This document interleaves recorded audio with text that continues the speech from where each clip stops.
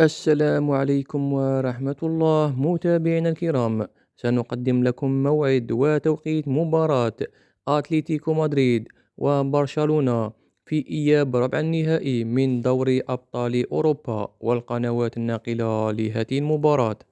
هذا وقد انتهت مباراة الذهاب بين أتلتيكو مدريد وبرشلونة بفوز نادي أتلتيكو مدريد ب2-0 على ملعب الكامب نو.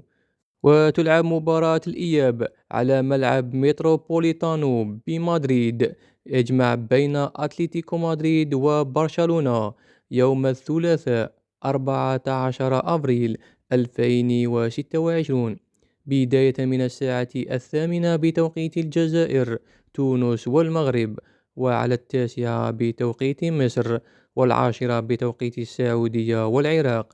وتنقل هذه المباراة على قنوات بين سبور القطرية.